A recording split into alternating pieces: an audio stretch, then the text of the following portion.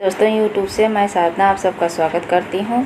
आइए दोस्तों, आज से हम लोग लक्ष्य झारखंड के लिए हम लोग पढ़ेंगे और अध्ययन करेंगे, जिसमें हम लोग शाम को जो है 8 बजे लक्ष्य झारखंड लेकर आएंगे।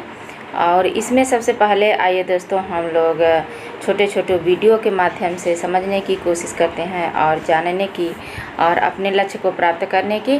तो हम लोग झारखंड के लिए अलग से टाइम जो हमारा टीजीटी का चल रहा है उससे वो सुबह के टाइम चलेगा ही, लेकिन झारखंड के लिए हम लोग दोस्तों शाम को पढ़ेंगे। तो झारखंड में सबसे पहले हम लोग ग्रंथ एवं ग्रंथकार को देखेंगे और उनके समय को कि कौन सा ग्रंथ किसने लिखा है और उनका समय क्या है। तो एक छोटे से वीडियो के माध्यम से आइए हम लोग उसका अध्ययन करते हैं।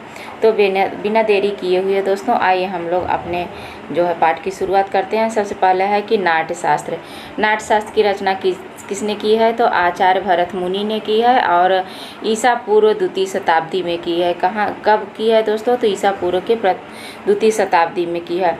उसका दूसरा ग्रंथ है कि काव्य अलंकार किसका है? तो ये भामा का है और 500 ईस्वी में इसकी रचना हुई है। काव्यादर्श किसके? काव्य अलंकार और काव्यादर्श किस का है? तो काव्यादर्श दंडी का है और 7वीं शताब्दी में है। हमें पता है कि सबको मालूम है और सब पढ़े भी हैं, लेकिन एक जगह कलेक्ट करके और उसके पढ़ने का कुछ और ही बात होती है। तो आइए इसके माध्यम से हम लोग अध्ययन करेंगे। काव्य अलंकार सार, यहाँ काव्य अलंकार है, यहाँ काव्य अलंकार सार ग्रंथ है। इसके लेखक उद्भट हैं और 8वीं शताब्दी का उत्तरार्ध इसका समय माना जाता है दोस्तों। उसके बाद यहाँ पे काव्य अलंकार सूत्र है। अब यहाँ पे देखिए काव्य अलंकार तीन है। तो देखिए यहाँ पे काव्य अलंकार, तो काव्य अलंकार भामा और यहाँ पे काव्य अलंकार संग्रह उद्भट हो गए। यहाँ काव्य अलंकार सूत्र हो गए। काव्य अलंकार सूत्र वामन का जो 800 से 850 ईस्वी के लगभग होता है। यहाँ पे फिर से काव्य अलंकार हो गया। देखिए काव्य अलंकार रुद्रक का है, ये रुद्रट जो है ये काव्य अलंकार और काव्य अलंकार, देखिए दोनों में बारीकी अंतर है। ये देखिए कोई अंतर नहीं है, काव्य अलंकार और काव्य अलंकार 500 ईसा पूर्व भामा का और काव्य अलंकार रुद्रक का जो 9वीं शताब्दी के पूर्वार्ध का है दोस्तों। उसके बाद यहाँ पे धन्यालोक आनंदवर्धन का है। इसके धन्यालोक के लेखक आनंदवर्धन है और 9वीं शताब्दी का उत्तरार्ध इसका जो है समय माना जाता है। काव्य मीमांसा किसकी रचना है? तो राजशेखर की काव्य मीमांसा रचना जो है वो राजशेखर की है और 10वीं शताब्दी में इसका समय माना जाता है। और उसके बाद है कि अभिधावृत्त मातृका ये मुकुल भट्ट की है, 10वीं शताब्दी के पूर्वार्ध का है दोस्तों।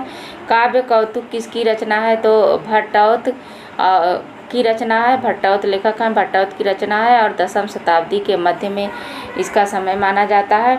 10 रूपक किसके हैं दोस्तों? तो धनंजय के 10 रूपक अति महत्वपूर्ण और अति विख्यात भी है, जो 10वीं शताब्दी के उत्तरार्ध का है और इन्हें धनिक और धनंजय भी कहते हैं। क्या धनिक भी कहते हैं, धनंजय भी कहते हैं। उसके बाद अभिनव भारती किसकी रचना है? यह नाट्यशास्त्र की टीका है, न कि नाट्यशास्त्र है। अभिनव गुप्त की 11वीं शताब्दी में इसकी रचना है। अब यहाँ पे आया है कि धन्यालोचन किसकी रचना है?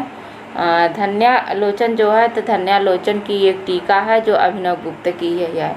अभिनव गुप्त की ये है जो अभिनव भारती, अभिनव गुप्त। ये देखिए मिलता जुलता नाम है ना दोस्तों, मिलता जुलता नाम यहाँ पे है। देखिए अभिनव भारती, अभिनव गुप्त। और यहाँ पे धन्यालोचन और अभिनव गुप्त, धन्यालोचन की टीका है और अभिनव गुप्त की है। काव्य कौस्तुक विवरण एक कौस्तुक का विवरण है और ये भी अभिनव गुप्त की है। किसकी रचना है? अभिनव गुप्त की है। वक्रोक्ति जीवितम काव्य का लक्षण है, जो किसका है? कुंतक का है, 11वीं शताब्दी के पूर्वार्ध की रचना है। व्यक्ति विवेक व्यक्ति विवेक किसकी रचना है? ये महिम भट्ट की रचना है और एकादश शताब्दी के मध्य की रचना है दोस्तों।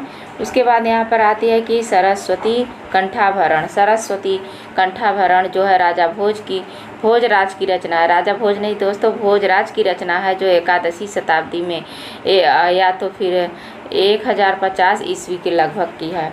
उसके बाद यहाँ पे दूसरी उनकी रचना है सरस्वती कंठाभरण और श्रृंगार प्रकाश। दोनों किसकी रचना है? भोजराज की है और दोनों का समय वही लगभग माना गया है। उसके बाद यहाँ पे है कि औचित्य विचार चर्चा। औचित्य विचार चर्चा पूछ ही लिया जाता है। क्षेमेंद्र की रचना है दोस्तों। क्षेमेंद्र की रचना है, एकादश शताब्दी के उत्तरार्ध में इसकी रचना हुई है। और क्षेमेंद्र की दूसरी रचना है कवि कंठाभरण। औचित्य विचार चर्चा, कवि कंठाभरण दोनों क्षेमेंद्र की रचना है। नाटक लक्षण रत्नकोश एक किसकी रचना है दोस्तों? और किसकी है? सागर नंदी की। सागर नंदी एकादश शताब्दी में की गई थी। उसके बाद यहाँ पे काव्य प्रकाश मम्मट की है, बहुत ही प्रसिद्ध रचना है दोस्तों। और 1050 ईस्वी में इसकी रचना हुई है और एकादश शताब्दी के उत्तरार्ध और 1050 इसका समय माना जाता है। अलंकार रसस्व। अलंकार रसस्व जो है ये रुय्यक की रचना है। किसका? रुय्यक का। द्वादश शताब्दी में यानी 12वीं शताब्दी में इसकी रचना हुई है दोस्तों। वाग्य भट्टालंकार। वाग्य भट्टालंकार किसकी रचना है? वाग्भट से। ये बहुत ही सरल है क्योंकि जानते हैं वाग्भट और वाग्भट। वाग्भट्टालंकार वाग्भट ये 12वीं शताब्दी के उत्तरार्ध की रचना मानी जाती है। उसके बाद यहाँ पर आया है कि काव्यानुशासन। काव्यानुशासन किसकी रचना है? तो हेमचंद्र की रचना काव्यानुशासन है। 12वीं शताब्दी के उत्तरार्ध में भी इसकी भी रचना हुई है। नाट्य दर्पण। नाट्य दर्पण किसकी रचना है? ये है रामचंद्र की, जो 12वीं शताब्दी के उत्तरार्ध में है। गुणचंद्र रामचंद्र दोनों इनका नाम मिलता है। क्या? गुणचंद्र और रामचंद्र दो नाम मिलते हैं।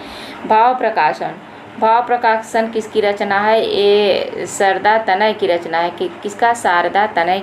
शारदा तनय की, जो 13वीं शताब्दी में हुई है। चंद्रलोक। चंद्रलोक रचना पूछी ही जाती है दोस्तों। तो चंद्रलोक रचना जो है पीयूष वर्ष की या जयदेव की। पीयूष वर्ष जयदेव जो 13वीं शताब्दी के मध्य भाग में इसकी रचना हुई है। साहित्य दर्पण किसकी है? साहित्य दर्पण भी बहुत विख्यात रचना है जो विश्वनाथ की है और 14वीं शताब्दी का इसका समय माना जाता है। किसकी? कविराज विश्वनाथ की रचना है। और एकावली। एकावली किसकी रचना है? विद्याधर की रचना है, जो 1285 ईस्वी से 1325 ईस्वी के मध्य में इसका समय माना जाता है। उसके बाद यहाँ पे देखिए कुवलयानंद। कुवलयानंद और चित्रमीमांसा और वृत्तवार्तिक तो ये सब किसकी रचना है? ये 16वीं शताब्दी में इसका समय है और सब अपक्षय दीक्षित की रचना है। किसकी? अपक्षय दीक्षित की। कौन? कुवलयानंद, चित्रमीमांसा और वृत्तवर्तिका, ये सभी जो है अपक्षय दीक्षित की रचना है। सभी 16वीं शताब्दी में यानी 16वीं शताब्दी में इनका समय क्या होता है? 16वीं शताब्दी इनका समय है दोस्तों। उसके बाद 28 नंबर की रचना रस गंगाधर। रस गंगाधर भी बहुत पूछा जाता है। पंडित जगन्नाथ की रचना है। किसकी? पंडित जगन्नाथ की दोस्तों। और ये 17वीं शताब्दी के मध्य भाग में इसका समय माना जाता है। उसके बाद यहाँ पे और जो रचनाएं हैं वो तो अति प्रसिद्ध हैं और सबके जुबान पर भी है। कुमार संभव है ये कालिदास की, जो 17 अन्यमतः 8 है। और रघुवंश है, ये भी 19 सर्गों में है जो कालिदास की है। बुद्ध चरित 28 सर्गों है, लेकिन संस्कृत में जो है इसमें 14 सर्ग ही प्राप्त होते हैं दोस्तों। अश्वघोष की रचना है, इसमें महात्मा बुद्ध के जीवन परिचय का वर्णन है दोस्तों।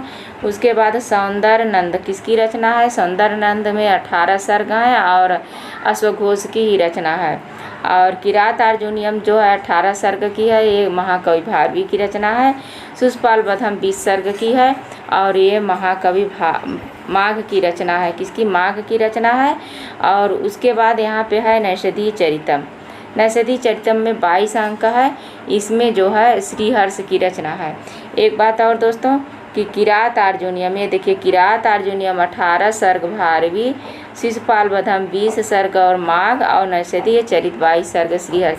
ये तीनों जो रचना है ये जो है बृहत्त्रयी के अंतर्गत आती हैं। ये तीनों रचनाएं जो हैं बृहत्त्रयी के अंतर्गत आते हैं। कि कैसे दोस्तों?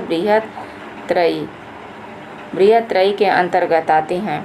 लघुत्रयी के अंतर्गत कौन कौन आते हैं दोस्तों? तो लघुत्रयी के अंतर्गत आने वाली रचना महाकवि कालिदास की 3 रचनाएं हैं, कुमार संभव, रघुवंशम और मेघदूतम। ये लघुत्रयी के अंतर्गत आती हैं। उसके बाद यहाँ पे है भट्टी काव्य। ये 8वीं रचना किसकी? महाकाव्य है जो रावण वध है। भट्टी काव्य, भट्टी यहाँ भट्टी काव्य और भट्टी कवि। और इसमें जो याद रखने वाली बात है तो वो है 22 सर्ग हैं। जानकी हरणम में 20 से 25 सर्ग प्राप्त होते हैं और संस्कृत में 10 से 15 सर्ग ही प्राप्त हैं। कुमारदास की है, कुमारदास की रचना है दोस्तों हर विजयम जो है उसमें 50 सर्ग हैं। और रत्नाकर ये सबसे बड़ा महाकाव्य पूछा जाता है। सबसे बड़ा काव्य अगर पूछे संस्कृत में सबसे बड़ा महाकाव्य तो वो है हर विजयम, जिसमें 50 सर्ग है दोस्तों। उसके बाद है कि धर्म शर्मा अभ्युदय में 21 सर्ग है और हरिश्चंद्र की ये रचना है। राघव पांडवीयम ये 13 सर्ग की है। माधव भट्ट की रचना है और माधव भट्ट कविराज की रचना है। और कुछ अन्य रचनाएं हैं दोस्तों, तो इन कुछ अन्य रचनाओं के बारे में हम लोग अगली वीडियो में पढ़ेंगे, अध्ययन करेंगे। बस छोटे छोटे भागों में सभी ग्रंथों को देखेंगे दोस्तों। तो आज बस यहीं तक। नमः संस्कृताय दोस्तों। वीडियो कैसे लगे आप लोगों को? अच्छा लगे तो लाइक शेयर कमेंट करिए। और जो हमारे नए साथी हैं उनसे हमारा रिक्वेस्ट है कि अभी तक चैनल को सब्सक्राइब न किए हो तो सब्सक्राइब करिए, और ताकि नोटिफिकेशन आपको सबसे पहले मिले और आप इसका जो है लाभ उठाएं दोस्तों। तो लक्ष्य झारखंड, जय झारखंड। नमः संस्कृताय दोस्तों।